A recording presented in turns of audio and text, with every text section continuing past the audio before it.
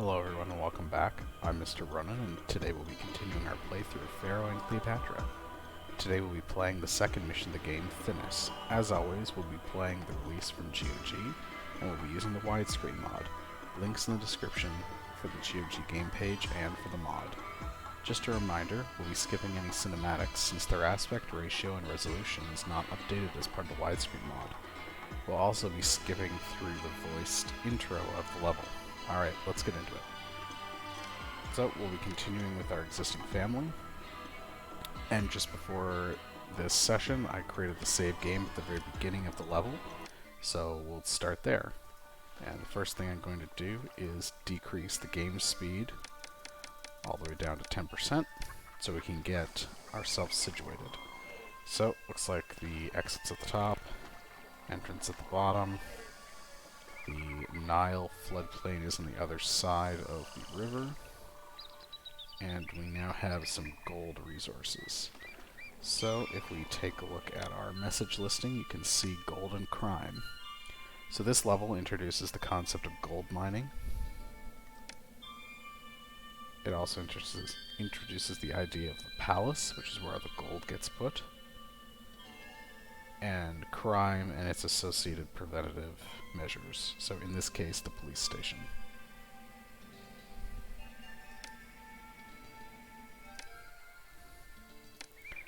So we're going to start similar to how we did last time. So we're going to take a piece of property and we're going to cut it off from the main walkway. We're going to want to make sure that we're near some of this green fertile soil so we can stick a well down for the water supply.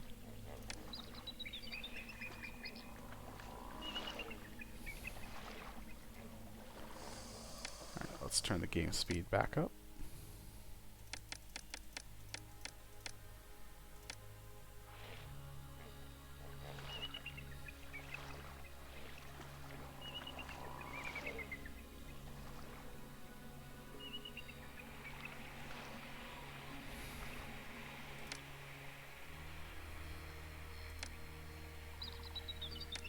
And down here, we're going to get the hunting lodge.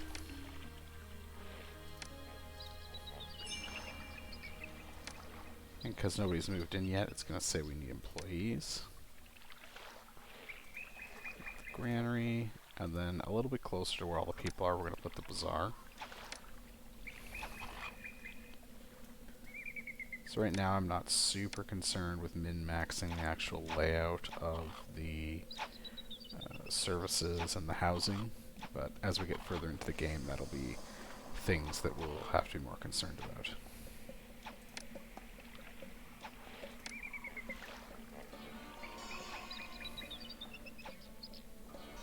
So you see our main objective is displayed at the top.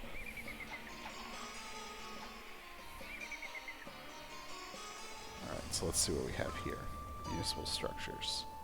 So we have the firehouse to prevent fires, the architect post to prevent collapse, police station, village palace. Okay, so let's see what we have under raw materials. We have gold mine. So a gold mine needs to be built next to some of the gold deposits, so it can't go next to this mountain.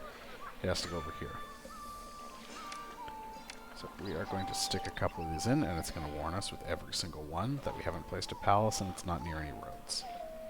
So 3 is probably a good amount for now. And what we're going to do is we're going to connect this up with our existing set of housing. So you'll see these individuals are now wandering around. These are trying to find people to work in the mines. So you're going to get a palace. As you can see, the palace actually needs to be placed on top of the fertile soil, so you can't place it in the raw desert. We're going to get rid of some of these trees so that we have a nice place to stick the palace down.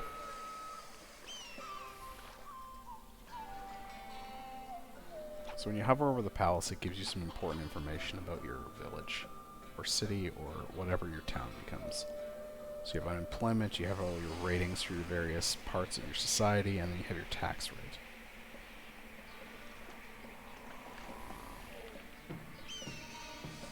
So You'll see we have unemployment of 25%, which means we have a lot of stuff. Alright, so there's a fire. So what we're going to do is we're going to place down some fire stations. Okay, so now it's telling us about the gods and what we have to do to make them happy. So primarily we have to build a temple. Each one of your cities is going to have one or more primary gods. And this is just talking about what you do with them. So as of right now, we're going to place some fire stations, architect posts to prevent collapse, and then a police station.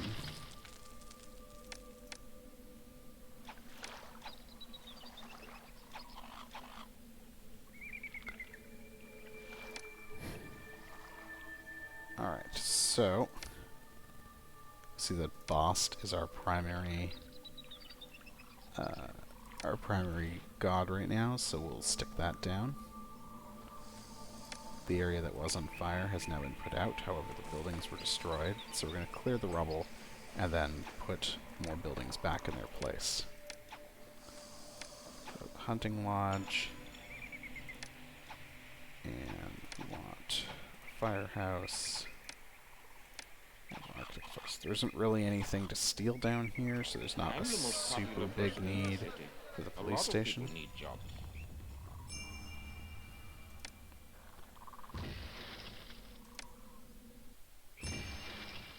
So there's lots of places collapsing.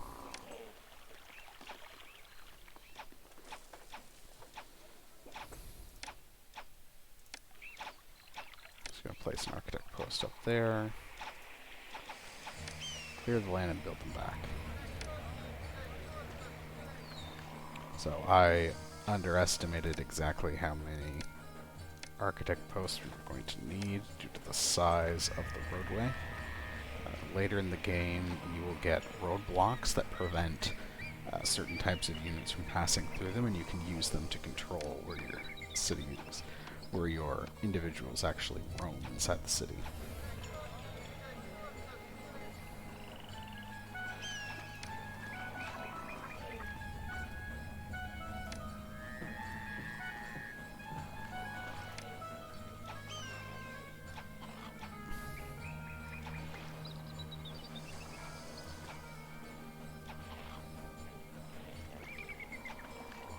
So the next thing we need to do is look at some festival squares. Employees needed.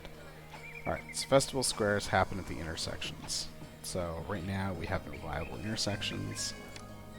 So we are going to create one over here.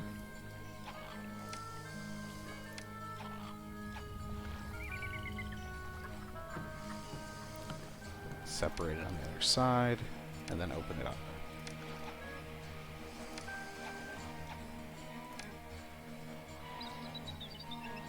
Start a juggling school.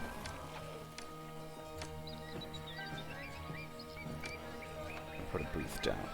So what's going to happen now is the jugglers are going to wander around the streets and they're going to go to these booths, and when there's a festival they're going to go there as well. So it's going to provide culture to the nearby buildings.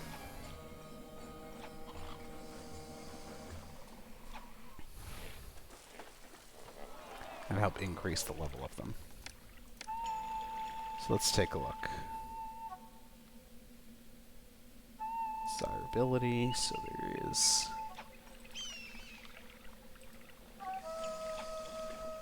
So the desirability of the area is a little bit low, but we'll work on that.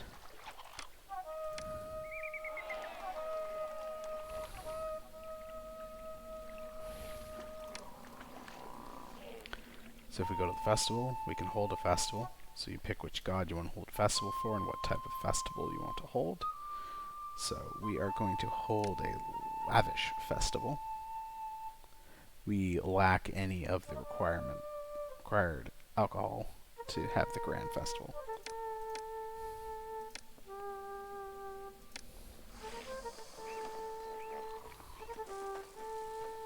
So hitting W on your keyboard will give you a quick view of the water status, so you can see if there's any buildings that aren't being well serviced.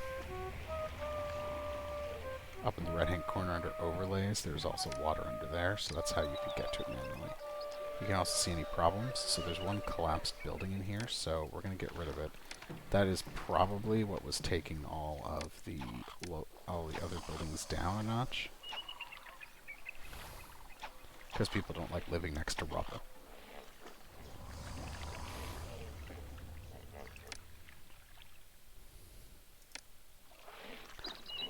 Also take a look at risks. So fire risk, crime risk, damage risk. So despite having all these architects, you can see that these buildings are still having some trouble.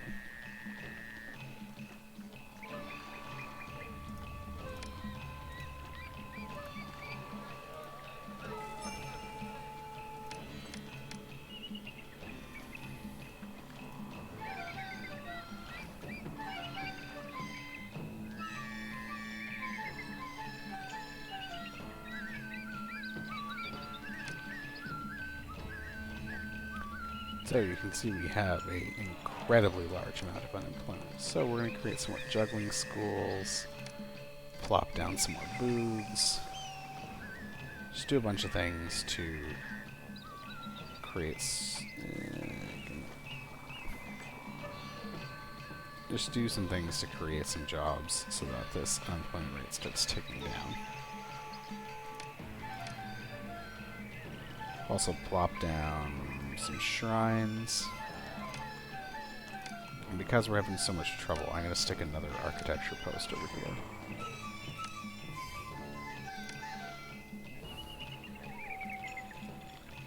The granary is full, so we're going to build another one. And just to keep our bazaar from having to work too hard, we'll stick another one as well.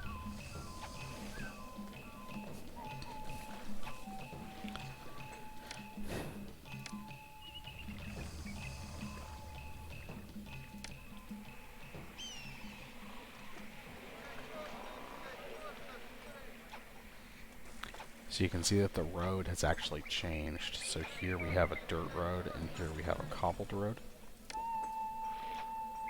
So that helps indicate the desirability of the area.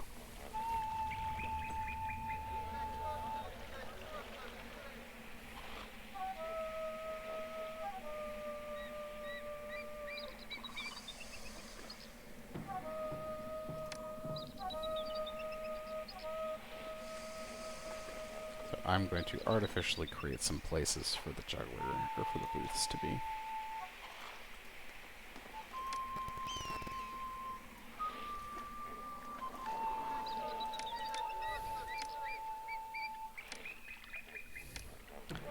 Game the system a little bit.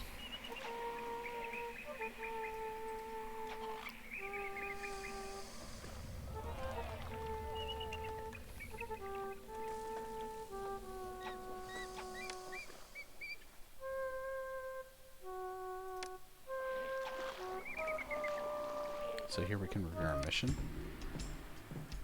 So we need 10 ordinary cottages. And the passing. As you can see here, we don't quite have 10 yet, so we need to keep working at it.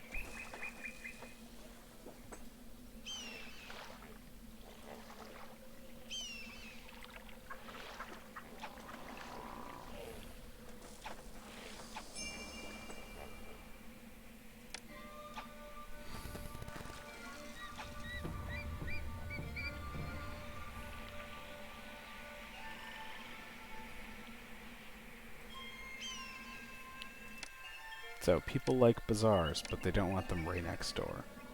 So, we're going to remove these bazaars and just move them away to kind of force the level of the buildings. However, it may temporarily drop them as there's no food supply.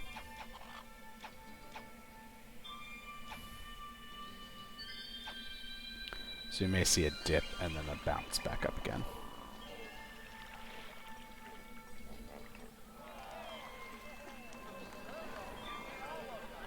So you can see the employee for the bazaar is going out to the granary to pick up the food.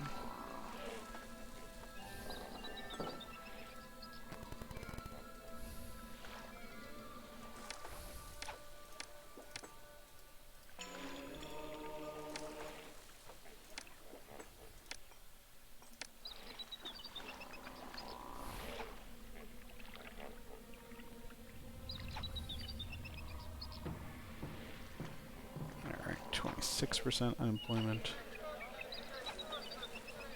So you can see the employee for the granary is carrying back a bunch of food, and then we'll start moving out to distribute it.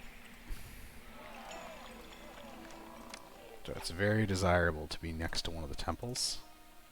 So because we have the employment, and I know the level's going to end after we get that far, I'm just going to start putting down a whole bunch of temples.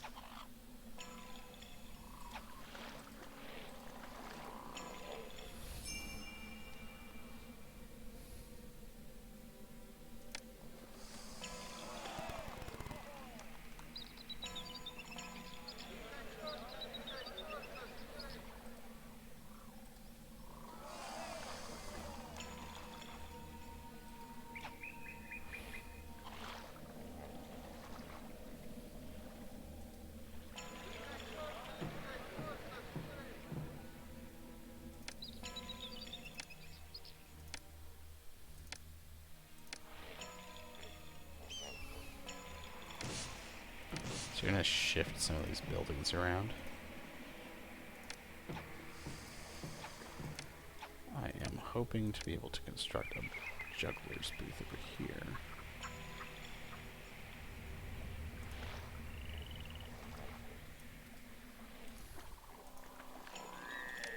There we go.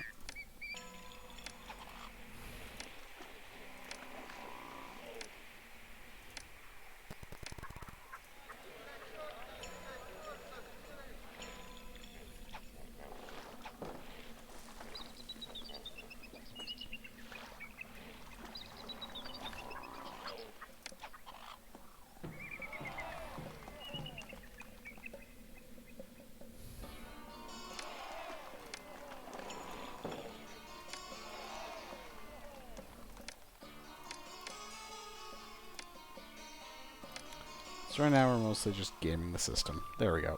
So there's victory. So we forced enough of the sturdy shacks to become ordinary cottages, which allowed us to attain victory for this map.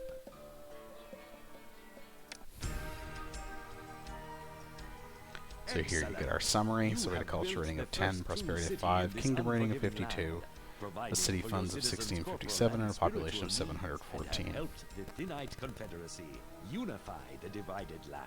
So thanks everybody for tuning in. That's it, and all we have for today.